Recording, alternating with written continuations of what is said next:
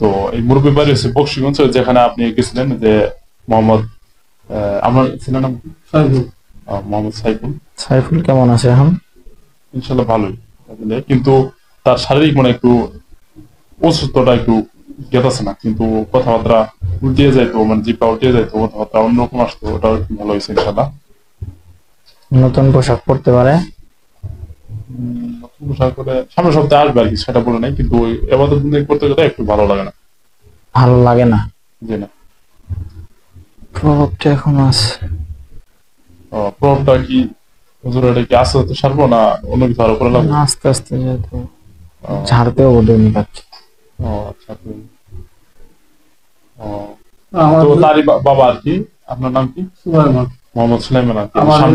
আপনার সামনে হাঁটু ব্যথা, এটা কি প্রভাব তাদের ভিতরে থেকে আসছে? কয়দিন থেকে এটা? কতদিন থেকে? কতদিন থেকে? 2 বছর। 2 বছর থেকে এই ব্যথাটা। কোন জায়গায় পড়ে গেছিলেন এরকম কিছু মনে আছে? কোন জায়গায় ব্যথাও পাননি, এমনিতে ব্যথা? এখন হাঁটতে পারেন না? কষ্ট হাঁটতে আর কি। মানে যখন ওই যে আপনার সাইফুল ভাইয়ের উপরে প্রভাবটা পড়তো, তখন কি আপনাদের এই ব্যথাটা বাইরে যেত? তারই একটা প্রভাব। মানে তার ক্ষতি না পাইলে, ক্ষতি না করতে পারে, মানে তারই করতো আর কি, পরিবারের সহ। যে জিনিসগুলো কি বললো যে ক্ষতি করবে না, যে 3 জন আর কি, আপনি তো জানেনই, কিন্তু সেই জিনিসগুলো কি এখন আরো ক্ষতি করতেছে? না, ওই জিনিসগুলো ইসলাম থেকে করছে না, করবে? করবে, এখনো খুঁজে পায়নি। আপনার কাছে বলবেন তাদের খুঁজে, আর খুঁজার উপরে ইনশাআল্লাহ আপনারা তাদের মাধ্যমে শুনিয়ে মানে আর মানে তার উচিত কি, মানে ব্যথা আর কি করে এটা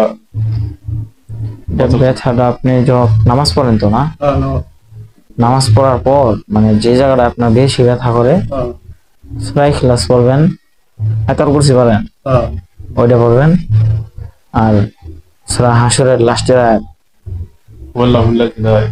একদম শেষের আয়াত, একদম শেষের আয়াত, শেষে 3 আয়াত না, 2 আয়াত আগের পরের নিচের আয়াত, পয়রা 3 বার পয়রা আপনি মাসে করবেন যে জায়গাটা ব্যথা, আর তেল পড়া দিয়ে দিয়ে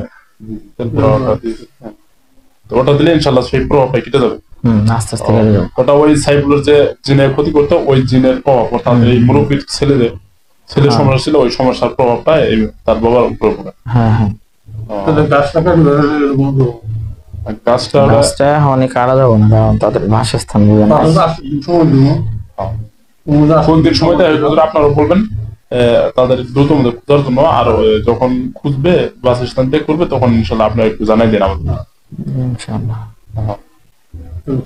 এখন তো বর্তমানে কোনো ক্ষয়ক্ষতি কেউ করতেছে না? না না।